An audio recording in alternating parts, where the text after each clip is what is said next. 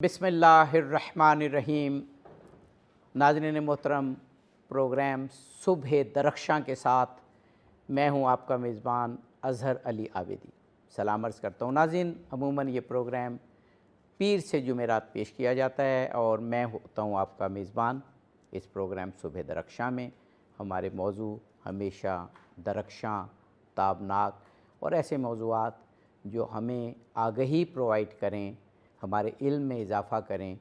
और ख़ास तौर पर सुबह दरख्शां में हमने इस बात को मद्देनज़र रखा है कि प्रोग्राम्स में तरबियत के हवाले से ज़रूर गुफ्तगू हो। ये प्रोग्राम वालिदैन देखते हैं, इसातिज़ा देखते हैं, जो तरबियत करने वाले प्रोफेशनल्स हैं वो देखते हैं। और हमारी हमेशा कोशिश रही है कि जो भी मौज़ूआत हों नौजवान नस्ल की ख़ास तौर पर, और फिर जो अभी मैंने कैटेगरीज़ बयान की वालिदैन की, इसातिज़ा की, तरबियत करने वाले की, उनके लिए बहुत मुआविन साबित हों ये प्रोग्राम। और हमें बहुत अच्छी फ़ीडबैक आपकी मिलती है और हम बहुत शुक्रगुज़ार हैं आपके कि आप प्रोग्राम देखते हैं, पसंद करते हैं, तजावीज़ देते हैं और हम दिन ब दिन प्रोग्राम को इम्प्रूव करते हैं। नाज़रीन, आज एक बहुत ही अहम मौजू पर गुफ्तगू है। मौजू का ताल्लुक़ तालीम और तरबियत से है। मौजू कुछ यूँ है कि हमारे यहाँ मुख्तलिफ़ लेवल्स पे एग्ज़ाम्स होते हैं। सारी दुनिया में ऐसा होता है, पहली क्लास से लेके और पीएचडी तक और फिर प्रोफेशनल एग्ज़ाम्स। ये जो एग्ज़ाम्स हैं इनका ज़हन पर बहुत दबाव होता है। अगर बच्चे की सही तरबियत ना की हुई हो तो इम्तिहानी दबाव उनको बाज़ औक़ात निढाल भी कर देता है। ये एक प्रोफेशनल एरिया है, टेक्निक्स हैं, तरीक़े हैं कि किस तरह आप एग्ज़ाम की तैयारी करें। ख़ास तौर पर आज का प्रोग्राम इस मौजू पर है कि किस तरह इम्तिहानी दबाव का मुकाबला करें। हमारे साथ आज एक बहुत एप्रोप्रिएट पर्सनैलिटी मौजूद हैं। हमारे मुल्क के मारूफ़ माहिर तालीम है डॉक्टर ग़ुलाम अली मल्ला साहब। आप तालीमी मैदान में एक बहुत बेहतरीन, शानदार, अज़ीमुश्शान कंसल्टेंट हैं, उस्ताद हैं और आजकल आप एग्ज़ेक्टिव डायरेक्टर हैं inter board coordination commission IBCC। ये हमारा तालीम का बहुत अहम इदारा है, उसका तारुफ़ भी हम करेंगे और ख़ास तौर पे जो आज का मौजू है। डॉक्टर साहब, पहले तो मैं रस्मन नहीं वाक़ईन आपका बेहद शुक्रिया अदा करता हूँ, क्योंकि आपने जिस काम का बीड़ा उठाया हुआ है तालीम का, ख़ास तौर पर इम्तिहानी जो रिफ़ॉर्म्स हैं उनका, तो मुझे मालूम है कि आप पूरे पाकिस्तान में आपकी बहुत बिज़नेस है और सच टीवी के लिए आपका वक्त देना वाक़ईन हमारे लिए एज़ाज़ है और हम बेहद ममनून हैं। तो आप जो हमने पुराना मैं जानता था कि ये inter board committee of chairman थे, लेकिन अब मैंने आपका कार्ड देखा और कल मैं वेबसाइट भी देख रहा था मालूमात के लिए, तो इंटर बोर्ड कोऑर्डिनेशन कमीशन। बहुत मुख्तसर एक इसका बता दीजिए कि ये इदारा क्या करता है और उसके बाद फिर अपने मौजू की तरफ आएंगे कि इम्तिहानी जो दबाव है उसका तलबा और वालिदैन। हमने अपने मौजू में, आपने गौर किया होगा, तलबा के साथ वालिदैन भी रखा है, क्योंकि मैंने देखा है तलबा से ज़्यादा वालिदैन दबाव में होते हैं। जी फरमाइएगा। जी, थैंक यू वेरी मच। सबसे पहले तो मैं शुक्रगुज़ार हूँ आबिदी साहब आपका भी और सच टीवी न्यूज़ का कि उन्होंने मदऊ किया और मुझे मौका फ़राहम किया कि बच्चों से इस हवाले से इंटरेक्शन आपके ज़रिए की जाए। इंटर बोर्ड्स कोऑर्डिनेशन कमीशन जो आजकल नाम है और ब्रांड नेम IBCC है, पहले भी IBCC था, अब भी IBCC है। ये 1972 में इदारा बना था और उस वक़्त ये इदारा बना था कि बोर्ड्स के दरमियान कोऑर्डिनेशन हो। और उसके बाद जो है ये inter board committee of chairman था, जिसमें पाकिस्तान भर के जो उस वक़्त 6-8 बोर्ड ही होते थे और उनके दरमियान एक कोऑर्डिनेशन का था काम। सारे चेयरपर्सन बैठते थे और बैठ के ये तय करते थे कि बोर्ड्स को किस तरह के चैलेंजेस हैं और फैसले कुछ कंबाइन करें। वो जो इम्तिहानी बोर्ड जो होता है और इसका मैंडेट जो है ग्रेड 9 to 12 है। क्योंकि पाकिस्तान में जो मुनज़्ज़म तरीके से इम्तहान होते हैं वो 9, 10, 11, 12 के होते हैं और फिर यूनिवर्सिटी से इम्तहान लेती हैं। बिल्कुल। उससे पहले ग्रेड 1 to 8 तक कोई इस तरह का इदारे हैं नहीं। पंजाब में शायद अभी पंजाब एग्जामिनेशन कमीशन बना है जो कि रेंडमली इम्तहान लेता है, लेकिन जो मुनज़्ज़म इम्तहान है वो रहता है। IBCC उस हवाले से ये काम कर रहा है। सही। अच्छा, 2023 में ये अभी हमें 2 साल हुए हैं और यही अप्रैल में हमने फील किया कि अच्छा जो पहले बना था वो एक रेजोल्यूशन के जरिए बना था, वो एक्ट ऑफ पार्लियामेंट के जरिए नहीं बना था। तो फिर क्वेश्चंस होते थे कि लीगल स्टैंडिंग आपकी क्या है। तो उसके बाद फिर आईबीसीसी का एक्ट बना और फिर जब हमने कहा कि एक्ट अगर बनना ही है तो इसको नाम हम थोड़ा चेंज करते हैं, इंटर बोर्ड्स कोऑर्डिनेशन कमीशन कर दिया कि कमीशन है और ज़ाहिर उसका फिर मैंडेट भी उस तरीके से बढ़ गया। अच्छा, इम्तिहानी भी था और दूसरा जो मुझे तजर्बा है, क्योंकि मैं फ़िज़िक्स का उस्ताद हूँ, तो हमारे ओए लेवल्स के बच्चे बहुत ज़्यादा वो जो इक्विवेलेंस होती है 9th to 12th, तो उसके लिहाज से भी ये बहुत ही अहम इदारा है। एग्जैक्ट। तो मैं अर्ज़ कर रहा था कि ये 4-5 काम है। एक तो आपने ये जिक्र किया, एक कोऑर्डिनेशन का काम है तमाम बोर्ड्स, क्योंकि देखें ग्रेड अगर किसी कोई पेरेंट कोई ऑफिसर पोस्टेड है कराची में और उसका ट्रांसफ़र होता है फिर ये लाहौर में, तो बच्चा ज़ाहिर फैमिली उसके साथ मूव होगी। हो सकता है ग्रेड 9 का इम्तहान वहाँ दिया हो और ग्रेड 10 का इम्तहान फिर लाहौर में दे। सही बात। तो ये कोऑर्डिनेशन करके हम तय करते हैं कि यूनिफॉर्मिटी मिनिमम स्टैंडर्ड्स कैसे तय करें, एक तो इस हवाले से। दूसरा अटेस्टेशन, जब बच्चा बाहर जाता है तो MOFA ministry of foreign affairs के पास जाने से पहले आईबीसीसी उसको डिग्री अटेस्ट करके देता है, क्योंकि ये इंटरनेशनल जो फोरम जहाँ भी आते हैं तो फिर वो आईबीसीसी बीच में आ जाता है, तो वो डायरेक्ट वेरिफिकेशन बोर्ड की नहीं मानते तो आईबीसीसी बीच में आता है। और तीसरा काम जो आपने बताया कि ऐसे बच्चे जो कि ग्रेड 9 से 12 किसी फॉरेन बोर्ड से करते हैं, जिस तरीके से 4-5 तो आपने नाम सुने होंगे, कैम्ब्रिज है, पियर्सन है, एक क्यूए अभी आ रहा है और आईबी है, इस तरह के डिफरेंट क्वालिफिकेशंस हैं, तो उनकी इक्वलेंट्स हम बनाते हैं। अच्छा, ये हमने तो नाम सुने हैं 2-3 बोर्ड्स के, इस तरह की सर 1000 क्वालिफिकेशंस हैं जिसको आईबीसीसी इक्वेट करता है। अच्छा। और डिफरेंट फार्मूलाज हैं, डिफरेंट ग्रेड्स हैं उनके, डिफरेंट कोर्सेज हैं, सारी चीज़ें टेक्निकल टीमें हमारी उसको इक्वलेंट्स इशू करते हैं। अच्छा, उसके बाद ये अभी हमें मैंडेट मिला है कि पाकिस्तान में जब भी कोई फॉरेन बोर्ड काम करना चाहे, देखें ये एक तय है कि जब भी आप किसी मुल्क में जाएंगे और वहाँ पढ़ाना या इम्तहान लेना शुरू करेंगे तो वहाँ की गवर्नमेंट से आपको इजाज़त लेनी पड़ेगी। तो पाकिस्तान में कोई इस तरह का फोरम था नहीं, तो हम भी अभी मिनिस्ट्री ने ये मैंडेट भी हमें दिया है कि आप जो भी रेगुलेट होगा बोर्ड वो आपके ज़रिए होगा, फॉरेन बोर्ड। तो वो अभी हमने पिछले हफ्ते उसको पोर्टल लॉन्च किया है कि कोई ईमेल करने की ज़रूरत नहीं है, आईबीसीसी के पोर्टल पे जाएं और वेबसाइट पे जाएं और वहाँ अप्लाई कर दें, तो ये भी एक काम है। या अच्छा, इस मैं इस तरीके से समझता हूँ कि स्पोर्ट्स जो है सर बच्चे की होलिस्टिक डेवलपमेंट के लिए इंतहाई ज़रूरी है। कोई शक नहीं, ठीक है। तो बोर्ड्स में डायरेक्टर स्पोर्ट्स बैठे हुए हैं, उनके लिए हमने काम बढ़ा दिया है। अब बोर्ड लेवल पे कंपटीशन होते हैं स्पोर्ट्स के, उसके अलावा प्रोविंशियल लेवल पे, नेशनल लेवल पे, और पिछले साल हम 3 कंट्रीज़ में अपने स्पोर्ट्स के बच्चे स्पोर्ट्स के लिए ले गए। तो ये 5वां काम हमारा ये है। तो ये काम है जो ज़माने में ये स्पोर्ट्स वाली की बड़ी अहमियत होती थी काफ़ी पहले, लेकिन दरमियान में जब से नंबर गेम शुरू हुई, नंबर की दौड़, तो मैं भी 1-2 कॉलेजेस का प्रिंसिपल रहा, तो प्रिंसिपल्स की और डायरेक्टर्स की कोशिश होती है कि बच्चे बस हर वक्त पढ़ते रहें और वो नंबर लें। और वो हम भी मजबूर थे इस मामले में। तो ये आपने बड़ी बहुत ज़बरदस्त बात नहीं इनकरेज कर रहे हैं। और अभी ताज़ा मैं आपको बताऊं कि पाकिस्तान क्रिकेट बोर्ड के साथ, पीसीबी के साथ हमने एमओयू किया हुआ है और न्यूज़ भी आई थी। हम कह रहे हैं कि स्कूल कॉलेज जो बोर्ड्स में स्पोर्ट्स का कल्चर शुरू हो जाए। जिस तरीके से आप पढ़ाई का बाकी कल्चर, स्पोर्ट्स का कल्चर जब तक नहीं होगा तो आपको अच्छे बच्चे नहीं मिलेंगे और बच्चे एक्टिव नहीं मिलेंगे, एंगेज नहीं करते। ये आपने ऐसी बात की कि मैं खुद भी नहीं चाह रहा कि प्रोग्राम का मौजू डाइवर्ट हो जाए, लेकिन एक बात मुझे ज़रूर कहनी चाहिए कि अब देखें पाकिस्तान हॉकी में, स्क्वॉश में वर्ल्ड कप जीतता था। अब हॉकी का जो ज़वाल हुआ तो उसका जब हम एक्सपर्ट से पूछते हैं, क्योंकि लड़कपन में मैंने भी बहुत हॉकी खेली, तो वो ये है कि स्कूलों में रिवाज ख़त्म हो गया है हॉकी खेलने का, बल्कि अब तो क्रिकेट का भी ख़त्म होता। तो अगर ये बड़ी अलार्मिंग सिचुएशन है, वो हमारा मौजू नहीं था, लेकिन आपने इतनी अच्छी बात कर दी कि मैंने कहा इसको भी हाईलाइट हो कि ये ज़रूर होना चाहिए, बहुत ज़रूरी है। और बल्कि इस वक्त देखें, मैं अक्सर घर में कहता हूँ कि एक जनरेशन हमारी वाली थी, अगर आपको याद हो अब्दी साहब, तो हमें कहते थे कि ये बच्चे घर में नहीं बैठते, सारा दिन हम बाहर खेलने जाते थे।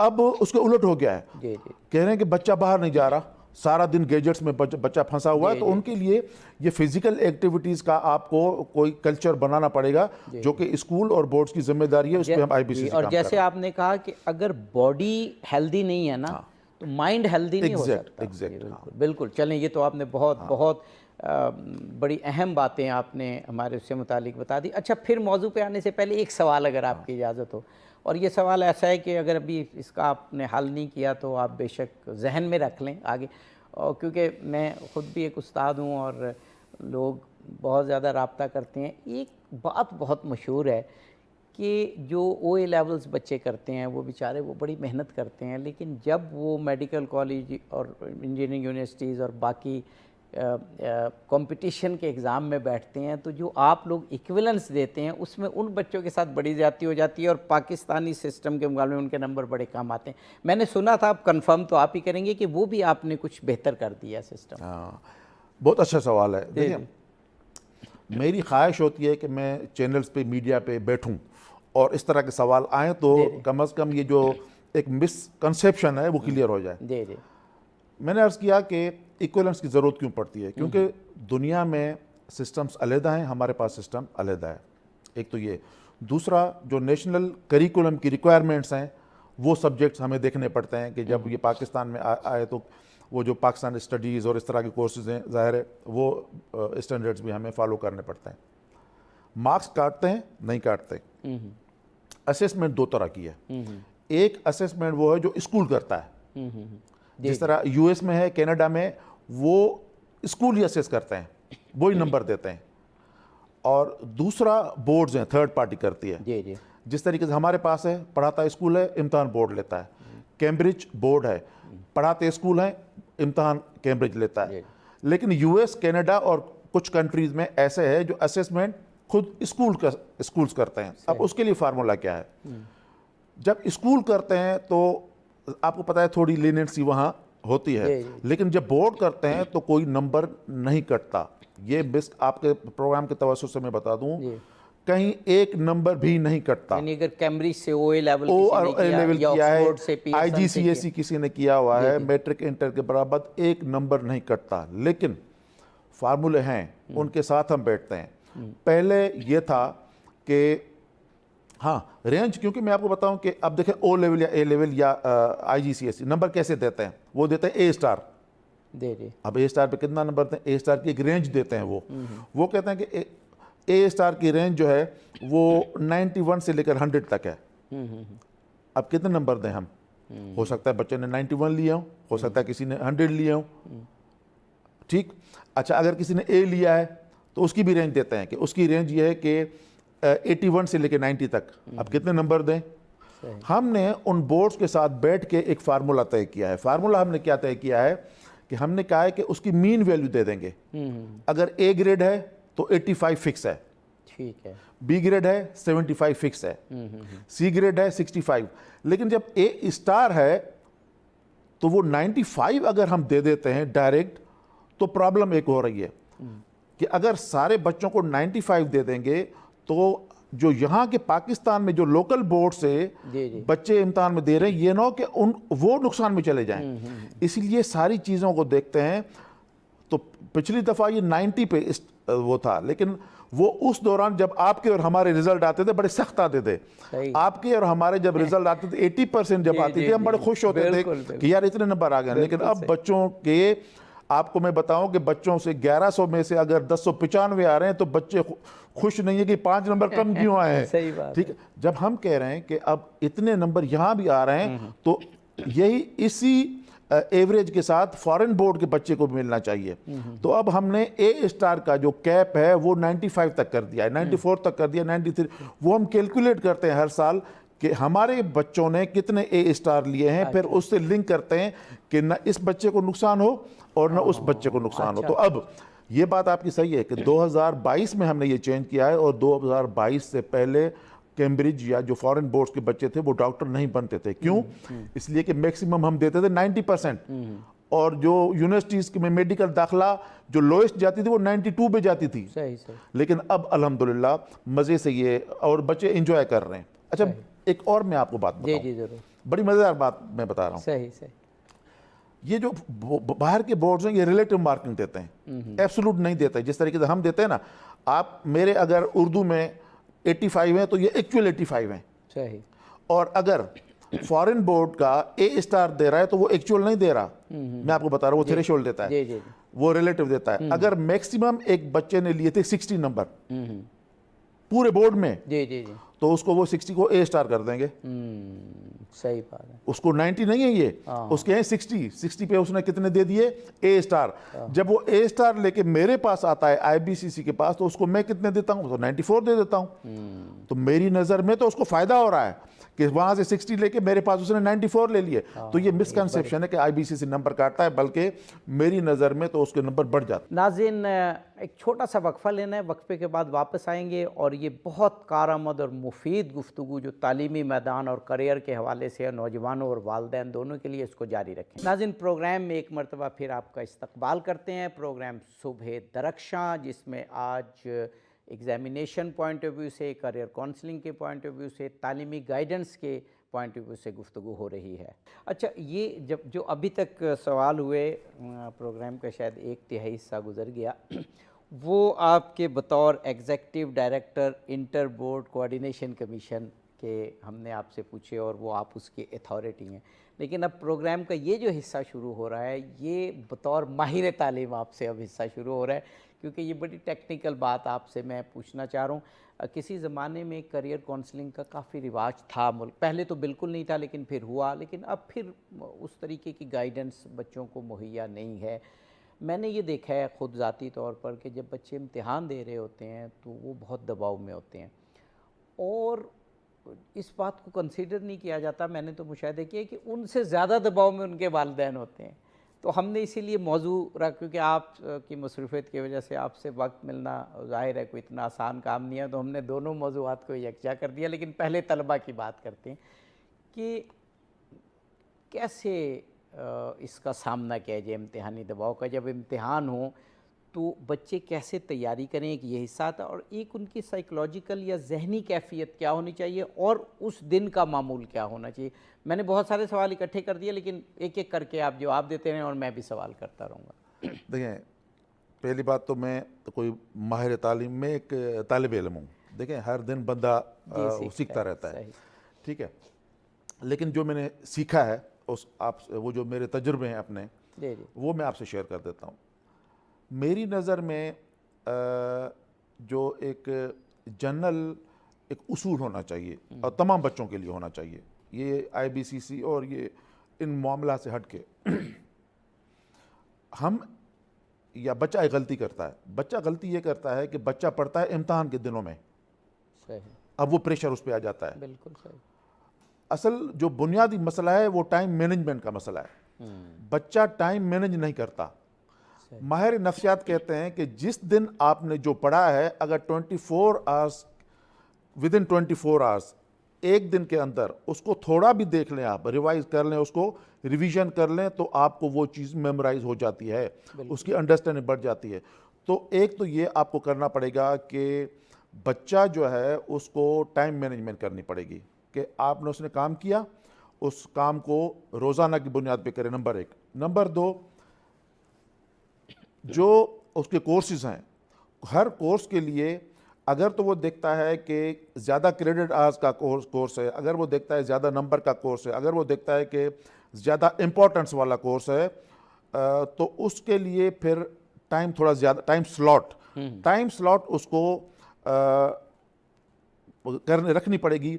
केमिस्ट्री के लिए, फिजिक्स के लिए, मैथ के लिए, वो पूरे हफ्ते का उसको शेड्यूल बनाना पड़ेगा। सही बात। फिर तीसरा जो उसको उसके दरमियान कुछ गैप रखना पड़ेगा कि टाइम वो अपने खेलने कूदने को भी टाइम दे। अच्छा, ये तो था पढ़ाई के हवाले से। मैं कह रहा हूँ कि टाइम मैनेजमेंट जब तक बच्चा नहीं करेगा, 2-3 चीज़ें और हैं जो का ख्याल रखना पड़ेगा। जिस तरीके से आपने आबिदी साहब शुरू में फरमाया कि अच्छे दिमाग के लिए अच्छी सेहत बहुत ज़रूरी है। बच्चे को चाहिए कि जिस तरीके से ये टाइम दे रहा है पढ़ने को, इस तरीके से रोज़ाना 1-1.5 घंटा अपनी जो फिज़िकल एक्टिविटी है उसको दे। अब वो वर्जिश करता है, अब वो स्पोर्ट्स करता है, उसके लिए बहुत ज़रूरी है, ठीक है। उसके अलावा जो उससे भी इम्पॉर्टेंट ये है कि बच्चा पॉजिटिविटी में जाए, बच्चा, और आजकल सोशल मीडिया को जो टाइम दे रहा है, ख़ास तौर पे इम्तिहान के दिनों में सोशल मीडिया, तो ये 4-5 चीज़ें ऐसी हैं जो कि बच्चे को कंसीडर करना पड़ेगा। और सबसे ज़्यादा इम्पोर्टेंट, जो कि शायद बच्चे से ज़्यादा उसका पेरेंट जो है वो कसूरवार है, और वो है ग्रेड के पीछे भागना। बिल्कुल सर, ग्रेड के पीछे भागना, जिस तरीके से मैंने आपको पहले कहा, 1094, 1095, आपके 1094 हैं, मेरे 1095 हैं, मैं कोई सुपीरियर मखलूक हो गया, सही। और आप जो है वो डिप्रेशन में चले जाते हैं। मैं आपको बताऊं कि नंबर्स के इसकी वजह से 2 साल पहले एक बच्चे ने खुदकुशी कर ली थी जीबी में। सर, बच्चे को गैर ज़रूरी, हाँ अच्छे नंबर आने चाहिए। अच्छे नंबर कब आएंगे? जब आप अच्छा पढ़ेंगे। आपका टारगेट सीखना होना चाहिए, आपका टारगेट नंबर नहीं होना चाहिए। जब आप सीखेंगे ज़्यादा, मैं आप सिस्टम भी बात करता हूँ कि कैसे वो ज़्यादा सीख सकता है। आपका टारगेट अंडरस्टैंड करना चाहिए, आपका टारगेट सीखना चाहिए, ठीक है। सीखेगा जब आपको उसको सीखने की वो इन्वायरमेंट देंगे ना। स्कूल इन्वायरमेंट दे रहा है माजरत के साथ, क्योंकि ये करिकुलम से शुरू होता है। करिकुलम हो, क्लासरूम टीचिंग है, असेसमेंट, ये तीनों चीज़ें इंपॉर्टेंट हैं। अच्छा करिकुलम ज़रूरी है, दूसरा आपके पास जो है वो टीचिंग क्लासरूम एनवायरनमेंट ज़रूरी है, और तीसरा जो एग्जामिनेशन का जो पैटर्न है वो बहुत ज़रूरी है। इत्तफाक से ये तीनों में हमारे पास फॉल्ट्स हैं जिसको ठीक करना चाहिए। मैं अर्ज़ कर रहा हूँ कि पाकिस्तान में मैं बड़ा ओपन बोलता हूँ, पाकिस्तान में प्रॉब्लम जो है, आप चले जाएं, प्रॉब्लम हमारे पास डॉक्यूमेंटेशन का या पॉलिसीज़ का नहीं है। हमारे पास अक्सर पॉलिसीज़ हैं, उसकी इम्प्लीमेंटेशन है। हम जो ऑफिसेज में हमें जो खुदा ने एक मौका दिया हुआ है कि हम ऑफिसेज बैठे हैं, ये हमारी जिम्मेदारी बनती है उसी स्पिरिट के साथ हम उसको एग्जीक्यूट करें। मैं आपको बताऊं कि फ़र्ज़ करें कि मुझे IBCC का हेड बनाया गया। जी। मेरा काम है कि मैं इम्तिहान को ठीक करूं। अगर मुझे मौका मिला और इम्तिहान ठीक नहीं किया, पूछ गए सर, यहाँ भी सिस्टम आपसे पूछेगा, आगे भी आपसे हिसाब किताब है। तो मेरा मकसद यह है कि आपको करिकुलम ऐसा होना चाहिए। स्ट्रेस में क्यों आता है सर बच्चा? जी। स्ट्रेस में तब आप आता है जब आप समझते हैं कि ये चीज़ कोई मेरे ऊपर बर्डन है। बिल्कुल ठीक है। आप उसको एंजॉय नहीं करते। जब मुझे ये पता हो जाए कि ये बर्डन नहीं है, बल्कि ये तो मेरे लिए एक एंटरटेनमेंट है, गेमिफिकेशन लाए, मुसलसल लर्निंग है, तो आप इंजॉय करते हैं। आपने करिकुलम ऐसा बना दिया, आपने इम्तिहान का पैटर्न ऐसा बना दिया, आपने क्लासरूम का जो स्टाइल ऐसा कर दिया, जब तीनों मिलते हैं तो बच्चा अंडर स्ट्रेस हो जाता है। और चौथा प्रेशर फिर आपको पेरेंट्स कहते हैं कि 995 नंबर आने चाहिए क्योंकि हमने तुम्हें डॉक्टर बनाना है, क्योंकि उसको पता है कि डॉक्टर बनने के लिए जो वहाँ नंबर है, सब पूरे सिस्टम को ठीक करना पड़ेगा। कंसेप्चुअल की तरफ ये पैराडाइम शिफ्ट है, ये इनकलाब है, ये इनकलाब लाना पड़ेगा। अच्छा, ये मैं इसमें सिर्फ ये बात बताने के लिए उसमें ये नहीं कि आप तशरीफ़ लाए और आपकी बेहद मेहरबानी, मसरूफ़ वक्त में से आपने वक्त दिया, लेकिन मैंने तो क्योंकि ख़ुद IBCC को, आपके इदारे को मुसलसल देखा है, इसलिए कि मेरे अपने बच्चों ने OA लेवल्स किया और फिर हमारे बहुत सारे दोस्तों के बच्चों ने किया। तो मैं पहले भी जाता था। जो आपने बात की ना कि एज ए हेड हमारी, as a parent, as a principal, as a minister, as a secretary, हमारी जिम्मेदारी इतनी मुश्किल होती थी इक्विवेलेंस, लेकिन आप आए और आपने वन विंडो ऑपरेशन कर दिया। पहले चिट्ठी जमा कराते थे, वो फिर बैंक चालान देते थे, बैंक पता नहीं कहाँ था, हम ढूंढते थे। मुझे खुद अपना याद है, उन्होंने कहा उधर चले जाए। उन्होंने कहा आपने क्या किया कि वहीं पर बैंक भी ले आए, आप वहीं पे वन विंडो आपने कर दिया, सामने आपने वो मॉनिटर लगा दिए जिसमें वो अपना नंबर आ जाता है, सामने सीट्स आपने अच्छी कर दी। मैंने देखा खुद जाके कि बच्चे पढ़ भी रहे हैं और उनको इत्मीनान है कि हमारा नंबर आएगा। फिर उसके बाद तो खैर आपने इनकलाब लाए ना, वो TCS के थ्रू कर दिया ऑनलाइन। वो मैं सिर्फ ये मिसाल नाज़रीन के लिए इसलिए दी कि एक बंदा भी कोशिश करे मुल्क में तो सिस्टम चेंज हो सकते हैं, और आपने माशाल्लाह किए। अच्छा, आप जो बात कर रहे हैं इसमें थोड़ा सा हम अगर एक चंद मिनट्स और लगा लें, ये बताने के लिए वालिदैन और बच्चों को कि अब इस तरह का एनवायरनमेंट कंपटीशन एनवायरनमेंट नहीं है कि जिसमें एक नंबर पे खुदा न खास्ता बच्चे, जो आपने बताया, ख़ुदकुशी कर लें। और अभी एक तो आप अभी बताएंगे भी कि बोर्ड्स का इम्तिहानी सिस्टम चेंज हो रहा है, वो कंसेप्चुअल हो रहा है, यानी रट्टे के बजाय समझ। दूसरा OA लेवल्स और दीगर जो बाहर के बोर्ड्स थे उनकी इक्विवेलेंस आपने सिस्टमेटिक कर दी हैं।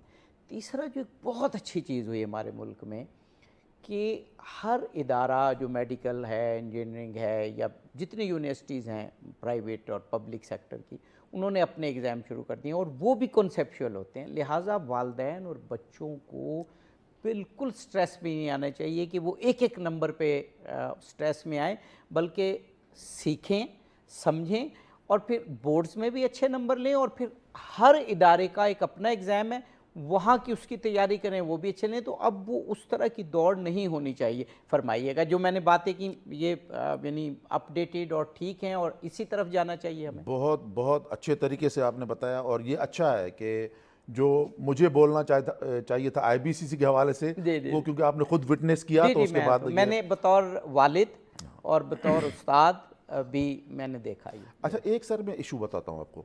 पाकिस्तान में 29 एग्जामिनेशन बोर्ड्स हैं जी, और हर कोई इम्तहान अपने अपने तरीके से ले रहा है। जी, कोई सिर्फ रट्टे का ले रहा है, कोई अंडरस्टैंडिंग का है, कोई कंसेप्चुअल है।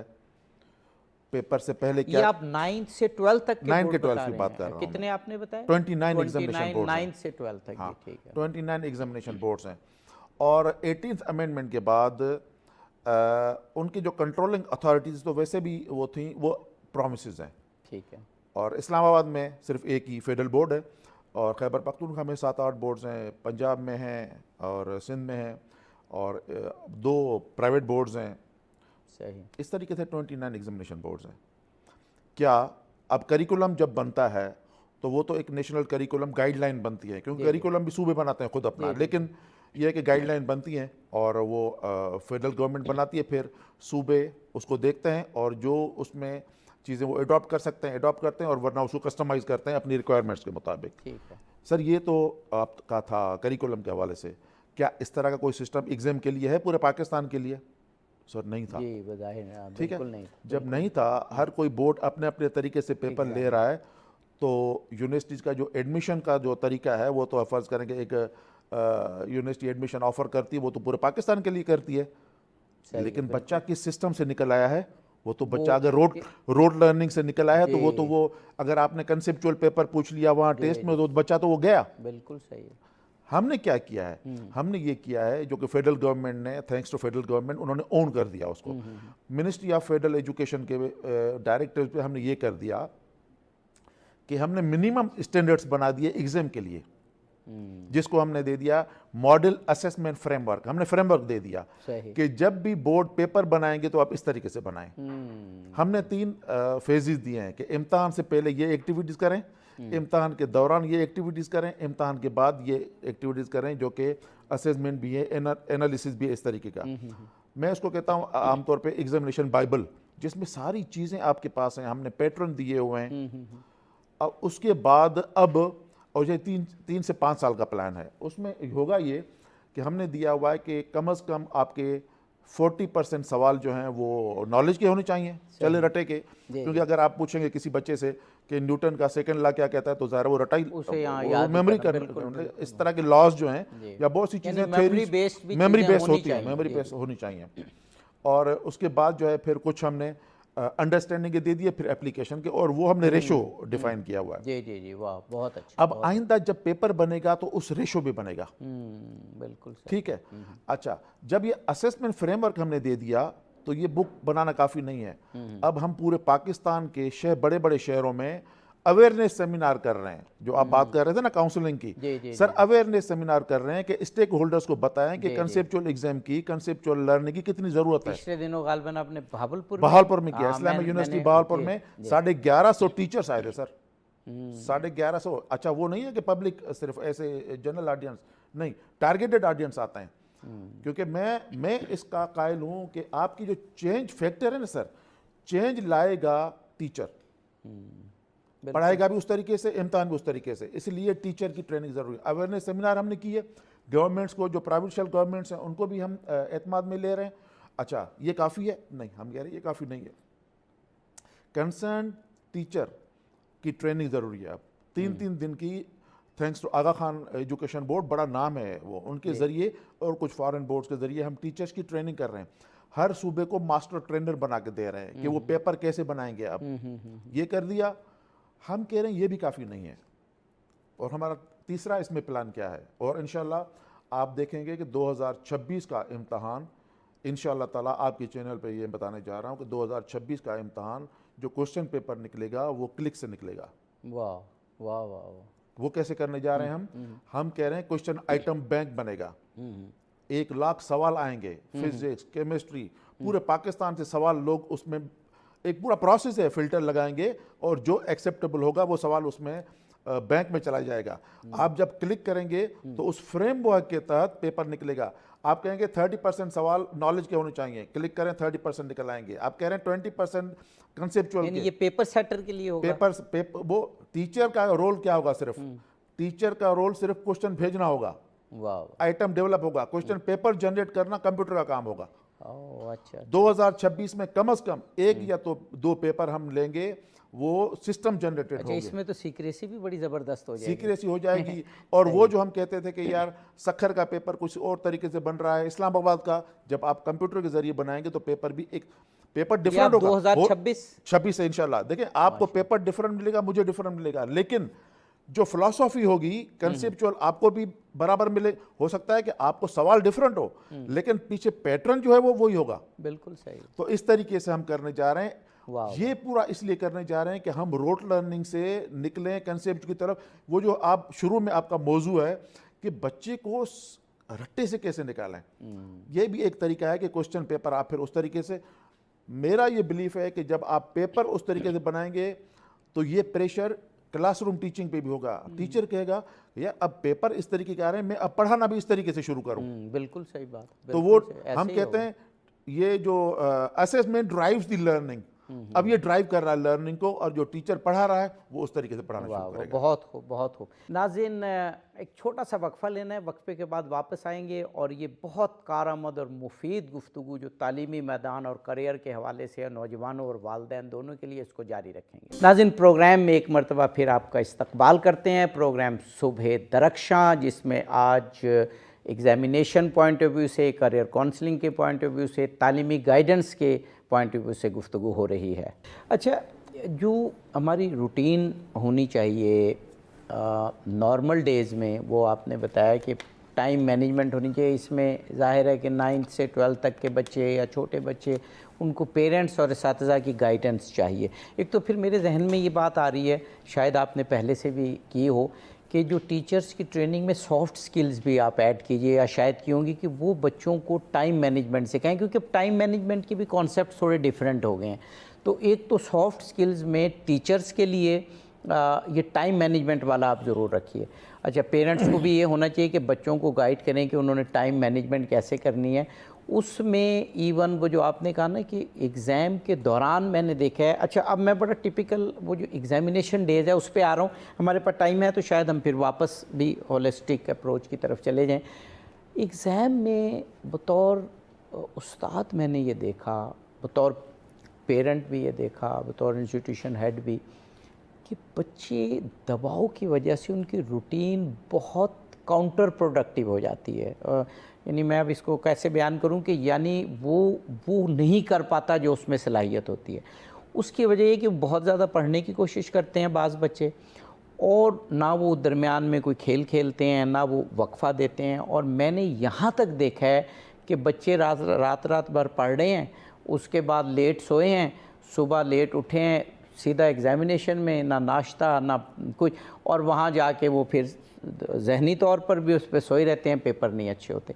ये जो एग्ज़ामिनेशन के दौरान की रूटीन है उसके हवाले से कुछ बताइएगा। अच्छा, मैं फिर इसको लिंक करता हूँ सिस्टम के साथ।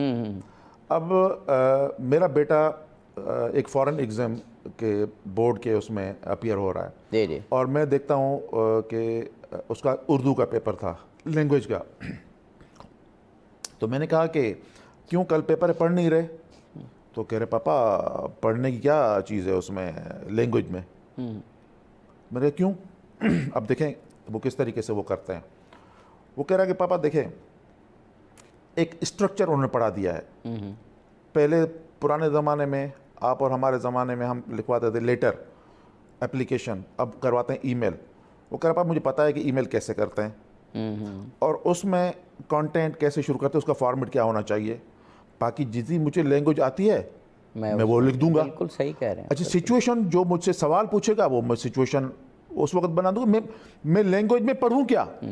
सही बात है सर। हमारा मसला यह है कि हम सारे के सारे सब्जेक्ट का जो इम्तहान लेते हैं, लैंग्वेज का इम्तहान भी जो है वो केमिस्ट्री की तरह लेते हैं। जी बिल्कुल सही बात। तो इसलिए मेरी नज़र में कसूर हमारे सिस्टम का है, बच्चे से ज़्यादा हमारे कसूर हमारे सिस्टम का है। अब मैं बताता हूँ, लैंग्वेज की सर 4 कॉम्पिटेंसीज़ हैं जो कि हम आमतौर पे चेक करते हैं। जी।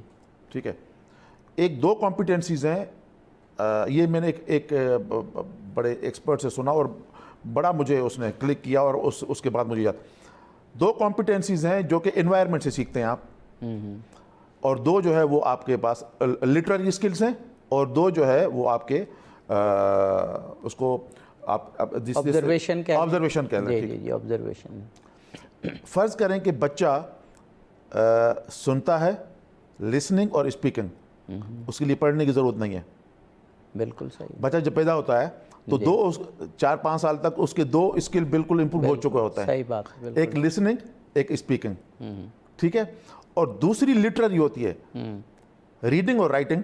बिल्कुल सही। ठीक है, उसके लिए जब वो 4-5 साल का हो जाए तो उसके बाद वो कर दें। एनवायरनमेंट ही डिफरेंट है। क्या हमारा एग्जामिनेशन सिस्टम इन चारों जो स्किल्स हैं, कॉम्पिटेंसीज हैं, बच्चे की चेक करता है?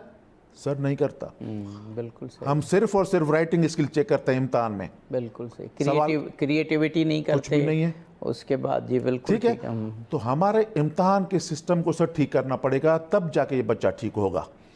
आपके अब फर्ज करें कि एक कोई भी टेस्टिंग सर्विस है, अगर उसने कंसेप्चुअल सवाल पूछना शुरू कर दिए, अगर बोर्ड्स ने कंसेप्चुअल सवाल पूछना शुरू करेंगे तो ये बच्चे पे स्ट्रेस खत्म हो जाएगा।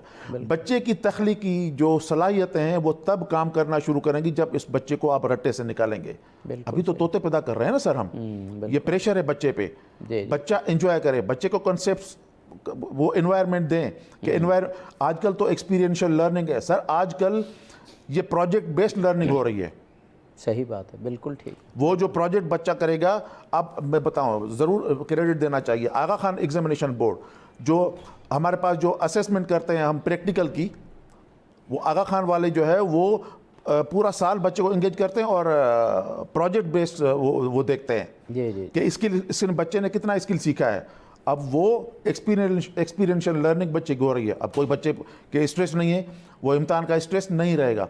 तो मेरा ख्याल है कि अब हमें इसमें यानी आप ये फरमा रहे हैं कि अब सिस्टम माशाल्लाह अच्छे होने जा रहे हैं, तो जो एग्जामिनेशन के दौरान का स्ट्रेस है वो भी कम से कम। अच्छा, मैं आपको दूसरा इसमें ऐड करूँ। दूसरा क्या था, हमने सर आइडेंटिफाई किए कहाँ कहाँ प्रॉब्लम आ रहे हैं। एक तो ये रटेगा था, उस पर कंसेप्चुअल की, फिर दूसरा नंबर का था 495, 496, उसको भी ख़त्म करने जा रहे हैं हम। बहुत अच्छा, बहुत अच्छा। और तमाम सूबों ने तकरीबन उसे एक्सेप्ट कर लिया है कि हम अब बैंड बनाएंगे A++। अब उसमें वो जो तकरीबन कोई 5% नंबर उसमें छुप जाएंगे कि अगर आपके 495, 496 मेरे हैं, ज़ाहिर नहीं आपका भी A++ है, मेरा भी A++ है, तो कम से कम हमारा जो आपस में रेस थी वो ख़त्म हो जाएगी। जी बहुत अच्छा। तो एक एक नंबर की रेस ख़त्म हो रही है। हम अब आइंदा ग्रेड्स और जीपीए भी इसलिए दे रहे हैं कि वो यूनिवर्सिटीज़ को एडमिशन के लिए चाहिए। हम ये नंबर्स की दौड़ से भी बच्चों को निकाल रहे हैं। और उसमें एक चीज़ जो है कि साथ साथ जब सिस्टम इम्प्रूव करते हैं तो जो दीगर कंपेटिटिव इदारे होते हैं या जो एनवायरनमेंट होता है वो ख़ुद ब खुद बेहतर होना शुरू हो जाता है। अब जैसे हर इदारा यूनिवर्सिटी अपने एग्ज़ाम ले रहा है, तो जहाँ पर इधर कुछ कमी होती है वहाँ उधर पूरी हो जाती है कि कॉन्सेप्ट अगर बेहतर हैं किसी के तो वो उस इदारे के इम्तिहान के लिए बेहतर हो जाता है। अच्छा, यूनिवर्सिटी का आपने जिक्र किया। जी। एक इंटरेस्टिंग बात बताऊँ, पाकिस्तान की तमाम यूनिवर्सिटीज़ में दाखिले कम होते जा रहे हैं। अच्छा, यस, ये बड़ी अलार्मिंग सिचुएशन है। तो वो बच्चे ये रटा तो और चीज़ है सर, वो आजकल आपको जो ऑर्गेनाइजेशंस हैं वो आपसे डिग्री सर्टिफिकेट तो मांग ही नहीं रहे, वो तो कह रहे हैं आपको क्या आता है करके दिखाएं। Skill yes. अच्छा, और वो स्किल ये रट्टे वट्टे से नहीं आएंगी, इसके लिए पूरा का पूरा सिस्टम आपको चेंज करना पड़ेगा। आप ये फरमा रहे हैं कि मसलन अगर हम बेंचमार्क या एक लाइन खींचें तो 12वीं जमात के बाद कुछ ऐसे इदारे हैं जो स्किल बेस्ड एम्प्लॉयमेंट कर रहे हैं। सर पहले तो हमारे पास 12वीं के बाद था, और अब इंटरेस्टिंगली मैं आपको बताऊं कि अक्सर बोर्ड्स ने, इदारों ने मैट्रिक टेक और इंटर टेक शुरू कर दिया है। जी जी बिल्कुल कि ये वोकेशनल आपको मैट्रिक लेवल पे शुरू कर रहे हैं, इंटर टेक पे शुरू कर रहे हैं, और उनको इंसेंटिव्स दे रहे हैं कि आप इस तरह। मुझे किसी ने बताया कि सिंध में जो है वो मिडिल टेक ऑफर कर रहे हैं। वर्ल्ड बैंक का एक प्रोजेक्ट है, जी जी दुनिया ने समझ लिया है, दुनिया ने समझ लिया है। और आपको इस वक्त आप जाहिर है वेल अवेयर हैं, एजुकेशन से आपका ताल्लुक है, कि मिडिल ईस्ट ने आपसे डिमांड की है कि हमें लेबर नहीं चाहिए, स्किल्ड मैन पावर चाहिए। बिल्कुल। तो आपके पास ऑप्शन ये रह जाता है कि ये आपने खुद भी बयान कर दिया कि ये जो आपने अभी कहा कि यूनिवर्सिटीज़ में एडमिशन कम हो रहे हैं, ये कोई अलार्मिंग सिचुएशन नहीं है। उस पॉइंट ऑफ व्यू से मैं कह रहा हूँ कि जितने डेवलप्ड कंट्रीज़ हैं, वो उनकी एक स्ट्रीम 8वीं के बाद अलग होती है जिसमें वो वोकेशनल में चले जाते हैं, एक मैट्रिक के बाद अलग होती है जो टेक्निकल में, और फिर वो बच्चे जो बिल्कुल प्योर एजुकेशन सोचने समझने और कुछ लिखने पढ़ने और कुछ हायर एजुकेशन, वो उधर चले जाते हैं। हमारे यहाँ वोकेशनल को, टेक्निकल को, या वो जो स्किल, इसके लिए एक बड़ा अच्छा लफ्ज़ आपने इस्तेमाल किया, स्किल्ड जो वर्क फोर्स है, उससे समझा जाता है कि ये कोई लो लेवल की वो हैं, वो अब नहीं है। उसमें भी अब इतना माशाल्लाह अच्छे करियर्स हो रहे हैं। मैं ये नहीं कहता, क्योंकि बिल्कुल मटेरियलिस्टिक अप्रोच आती है, पैसा भी है और वो इज़्ज़त भी है उनमें, तो वो फिर अपना ट्रैक खुद बच्चे जो हैं और वालिदैन वो मुंतखब करें। अच्छा, इससे जुड़ा हुआ फिर अगला सवाल था मेरा, आपकी इस बात से वो जुड़ गया, करियर काउंसलिंग। यानी वो जो बच्चे पे दबाव आता है, उसमें एक वजह ये भी होती है कि वो उस शोबे में चला जाता है, बाज़ औक़ात ख़ुद अपनी कम इल्मी की बिना पे, और बाज़ औक़ात पेरेंट्स के, ये दोनों हैं, वो बाज़ औक़ात सारी ज़िम्मेदारी पेरेंट्स पे भी डाल दी जाती है, वो भी होता है, और ख़ुद बच्चे की भी नॉलेज इतनी नहीं होती है, वो ऐसा शोबा मुंतखब कर लेता है जिसमें उसका रुझान ही नहीं होता, और फिर वो हर वक्त स्ट्रेस में ही रहता है और करियर में भी स्ट्रेस में रहता है। तो मेरा ख्याल है आप, अब मुझे नहीं मालूम आपके इदारे का ये मैंडेट बनता है या नहीं, लेकिन बहरहाल पाकिस्तान में किसी न किसी का तो मैंडेट बनेगा कि 8th क्लास से को करियर काउंसलिंग का भी बंदोबस्त होना चाहिए, कि बच्चों का थोड़ा एप्टीट्यूड देख के और फिर उसी एजुकेशन की तरफ बच्चों को लेके जाए। बिल्कुल, बहुत अच्छा सवाल है। ये सारे हमारे रिलेटेड हैं कि इम्तिहानी दबाव कैसे कम किया जाए। हाँ। उसी पे जी। अच्छा, ये पहले तो मैं करियर काउंसलिंग की तरफ आता हूँ जी जी, लेकिन आपका जो वो यूनिवर्सिटीज़ वाला था ना, ये बड़ा अच्छा पॉइंट आपने दिया कि यूनिवर्सिटीज़ में दाखिले, यूनिवर्सिटी में रिसर्च होनी चाहिए। जी जी, लेकिन सर जो यूनिवर्सिटीज़ में एक मिसिंग फैक्टर है ना, वो ये है कि यूनिवर्सिटीज़ का इंडस्ट्रीज़ के साथ लिंक ना होने की वजह से अब वो बच्चा कह रहा है कि मैं 4 साल की डिग्री के बाद भी अगर मुझे कुछ ना आता हो तो मुझे क्या करना है, तो फिर मैं डायरेक्ट कोई 6 महीने 1 साल का कोई स्किल लेके फिर चला जाऊं, फिर मैं 4 साल क्यों ज़ाया करूं। तो इसलिए अब बच्चे इस तरह भी सोचना शुरू कर रहे हैं। तो यूनिवर्सिटीज़ को भी काम करना पड़ेगा कि इंडस्ट्री लिंकेज, कि इंडस्ट्री के साथ बैठें कि भाई आपको प्रोडक्ट किस तरह की चाहिए, फिर वो करिकुलम अपना उस तरीके से बनाएं। जहाँ तक करियर काउंसलिंग, अच्छा आपकी तायद में सिर्फ बात करूँ मैं, जाहिर है यहाँ हम ब्रांडिंग नहीं कर सकते तो किसी यूनिवर्सिटी का नाम नहीं हम लेते, लेकिन अभी मेरे बहुत करीबी रिलेटिव, बल्कि मेरा भांजा, उसने AI में किया और अभी उसका फ़ाइनल एग्ज़ाम नहीं हुआ है, फाइनल एग्ज़ाम अभी होना है। उसको एक कंपनी ने हायर कर लिया है, FSC A लेवल के बाद या FSC के बाद 4 ईयर प्रोग्राम BSAI, और उसको कोई 1.5 लाख के करीब ऑफ़र करके और उसको जॉब पे ले लिया है। आपकी तायद में ये बात कर रहा हूँ कि उस यूनिवर्सिटी का अपने शोबे की इंडस्ट्री से लिंक है, तो वो बच्चे ने अभी फाइनल एग्ज़ाम उसका होना है, यानी वो मई के एंड में शुरू होना है। इंडस्ट्री ले गई उसको, और उसको इंडस्ट्री ले गई और उसे लाहौर में वो मिल गया, उसको जॉब मिल गई, और मैंने तो उसकी इब्तदाई सैलरी भी बता दी। बिल्कुल सही। अच्छा, वो जो आप फरमा रहे थे ना सर, लेकिन सारी यूनिवर्सिटीज़ ऐसी नहीं है, नहीं एग्जैक्ट नहीं है, तो यूनिवर्सिटीज़ को भी चेंज करना पड़ेगा, और ये काउंसलिंग बहुत ज़रूरी है। हमारे पास बच्चा या तो बाय डिफ़ॉल्ट चला जाता है या बाय चॉइस जाता है, और बाय चॉइस सर कम बच्चे जाते हैं। देखें, जब भी कोई मैं करियर काउंसलिंग की बात आ गई ना कि वो हमारे एग्जैक्ट नहीं है, होनी चाहिए। देखिए, करियर की जब भी बात करते हैं तो एक तो बच्चे की अपनी सही है कि इंटरेस्ट उसका क्या है, दूसरा सर जो मार्केट की रिक्वायरमेंट क्या है उसको भी देखना पड़ेगा, और तीसरा जो कि इम्पोर्टेंट होता है, जो कि शायद हमारे पास उस तरीके से नहीं हो रहा, स्टेटिस्टिक्स कैलकुलेशन होती है, गवर्नमेंट तय करती है टारगेट्स कि इस साल या अगले कुछ सालों में हमें कंप्यूटर साइंटिस्ट कितने चाहिए, एआई के स्पेशलिस्ट कितने चाहिए, हमें फलां फील्ड के कितने चाहिए, हमें सर एक फील्ड तो नहीं है ना। और दूसरा ये कि जो पुरानी फील्ड्स अगर उस तरफ लोग नहीं जा रहे तो जो नई नई फील्ड एआई रिलेटेड फील्ड्स आ रही हैं, बच्चों को उस हवाले से अवेयरनेस देनी चाहिए कि बच्चे उस तरफ जो है वो चले जाएं। तो गवर्नमेंट को भी उस पर काम करना पड़ेगा, इदारों को भी उस पर काम करना पड़ेगा, तब जाके हम सही। और ये स्ट्रेस में इसलिए जब हम बाय डिफ़ॉल्ट चले जाते हैं फिर आगे करते हैं यार इसका तो मार्केट नहीं है, फिर उसके बाद स्टक हो जाते हैं, फिर बस गुजारा करते हैं। और उसके बाद मैं आपको एक अलार्मिंग और सूरत हाल बताऊं सर। जी जरूर सर, जो नेफ्टेक एक फेडरल का इदारा है और वो जब स्किल 3 महीने का या 6 महीने का ऑफर करता है, मैं आपको बताऊं कि पीएचडी करने के बाद भी लोग वहाँ जाके 3 और 6 महीने का स्किल का कोर्स करते हैं। इसका मतलब क्या हुआ कि आपके पास सर जो इदारे हैं वो उस तरीके से इंडस्ट्री को से लाइजनिंग में नहीं है, जिसकी वजह से ये पीएचडी करने के बाद भी जो है वो 3 और 6 महीने का स्किल का कोर्स कर रहा है। बिल्कुल ठीक। तो इसलिए आपको इंडस्ट्री के साथ लाइजनिंग बहुत इंपॉर्टेंट है।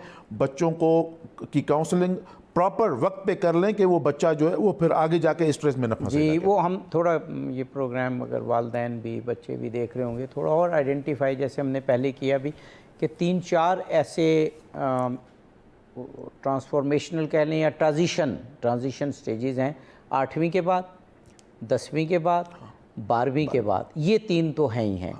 इसमें बच्चे को सब्जेक्ट लेते हुए ज़रूर काउंसलिंग सब्जेक्ट के लिए काउंसलिंग बहुत सही फरमाया आपने कि सब्जेक्ट्स के लिए काउंसलिंग यहाँ करनी चाहिए। लेकिन जब बच्चा अंडर ग्रेजुएट कर लेता है, 16 ईयर एजुकेशन कर लेता है, उसके बाद फिर परेशान हो जाता है कि यार मैंने डिग्री तो कंप्यूटर साइंस में कर ली थी और कंप्यूटर साइंस में अगर कोई जॉब नहीं मिल रही तो क्या मेरा करियर ख़त्म हो गया। मेरी नज़र में करियर काउंसलिंग इस लेवल पे भी होनी चाहिए कि अब प्रोफेशनल लाइफ जब वो सिलेक्ट करेगा, प्रोफेशनल कोई होगा तो उस लेवल पे भी उसके करियर।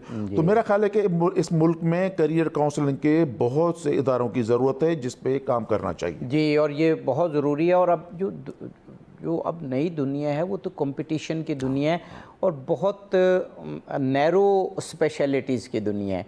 अगर हम वो स्पेशलिटीज़ हासिल नहीं करेंगे जिनकी मुआशरे को रिक्वायरमेंट है तो उस एजुकेशन का कोई फ़ायदा नहीं होगा।